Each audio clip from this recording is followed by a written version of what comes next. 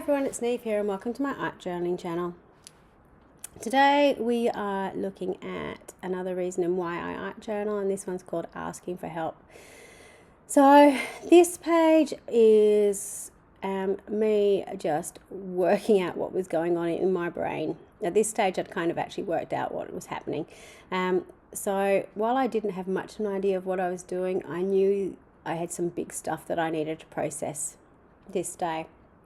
So I'm going into my craft journal with some marine paint. I've sprayed some gloss sprays in the background, and these are the new metallic sprays, the Ancient and Sterling, which is a silvery colour, because I wanted that sort of glitter happening underneath it. I wasn't too concerned about this bottom left hand corner because I knew that I was going to put a big stencil over the top of here, so it was going to be covered up. I'm also spraying through some more of that Sterling, which is that silvery colour, and you can see how glittery it is when the page hits, the light hits. So once I'd finished that, I've got this image which at the time was really capturing how I was feeling. This is a Stencil Girl stencil, one of the really large ones. So Stencil Girl has a whole heap of face stencils, which I've got most of, because for those of you who haven't worked out my channel, I love faces. I love drawing faces in my journals. I find them very, very expressive, and this one in particular has got so much expression. And she was really capturing how I was feeling the day I was doing this. So because it does sort of cut off, I did want to extend her hair down the page. So I'm using the rest of my black paint to extend that down and sort of get this flowy effect happening across a page. I also wanted to paint her face in, so again, this is one of the reasons why I wasn't too concerned about putting the stenciling underneath where I knew her face was going to go, because I knew I was going to be painting over it.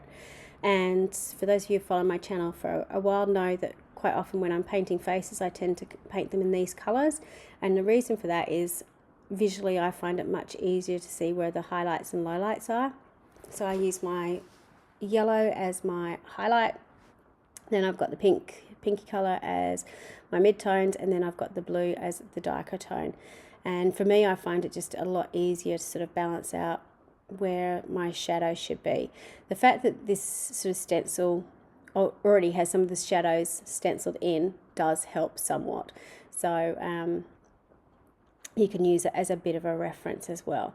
For those of you who are sort of learning how to do shade faces, I'd highly recommend looking at some makeup tutorials where they're doing the highlighter, contouring, because that shows you where they sort of put the lights and darks, and you can kind of work it out a little bit more from there, because again, the amount of makeup they put on is quite visual of where those highlights and lowlights need to go. So she is looking a little bit clownish with these colours, but it does all work out in the end, I promise. Doesn't help for the fact I've actually coloured in her eyes. The reason I've done this is because I'm going to re-stencil over her eyes again and over some of those shadows that I've gone over, so it just sharpens up the whole image again. So particularly when you're stenciling, you're really lucky in the fact that you can do this. So you can see where I've painted over, that I can go in and re-stencil over that and get those beautiful lines back in again, and not worry that my paint has been there previously. So you'll see sort of how that changes as I put that back in again. So stencils are really, really handy for doing stuff like this. The final thing that I'm going to do to her face is put in the whites of her eyes again, and this will make it make sense, because obviously no one has purely blue eyes. We do have a little bit of white, and then we do have that catch-all in our eyes as well, where the light reflects off as well. And I'm putting in some of the shadows too. So getting on to the why I art journal.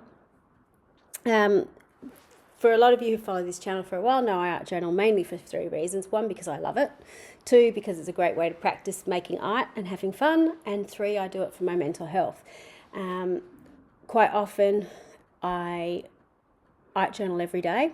I go in, I've got that, this is my me time. and I go in and I art journal. And most of the time it is just mark making, having fun, practicing new things, doing the pages that you see, magazine collages and stuff. This page is a culmination of me realizing that I've been really struggling in my art studio, and I haven't actually been going in my art studio for about the last 3 months. I've actually had to kind of force myself to go in there. And when I've gone in, it really hasn't been as fun as it used to be, because I was making myself go in. I was finding I was spending a lot of time on the couch watching TV, which is very not me, because I'd much rather go into my art journal studio and put something on my iPad in front of me, as you can see what I'm doing there, and have that playing while I'm playing around. So the fact that I was sitting on the couch and not actually wanting to go into my studio, there's sort of alarm bells going off in the back of my head, but it's like, oh, no, you're just tired and stuff's happening, and, you're writing reports and you've got parent teachers. And I was making a lot of excuses of why I wasn't doing it and not really addressing what was going on. But it finally got to the stage of this day where I actually rang up my doctor and said, I'm, going through a really bad anxiety patch. I'm starting to become depressed again. I need some help. I need some support with this, because this is not me and this is not what I need to be doing. So that's what this page is all about. That, when I talked to my doctor, one of the things I said was she was really impressed that I actually knew my brain so well that I could actually recognise that I needed support. And for me, that's a huge step forward, because in the past, when I've needed that support and help, it's actually been other people going, you're not right, you need to go and get help. We've noticed this and this with you, whereas this time it was me, which is good, because it means I was able to pick it up a lot earlier and get help and support a lot earlier than I have done in the past. So that's what this page is about, being strong enough to do, to stand alone, to know when you need help, and be brave enough to ask for help, because asking for help is really difficult at times, but everyone needs to do it. So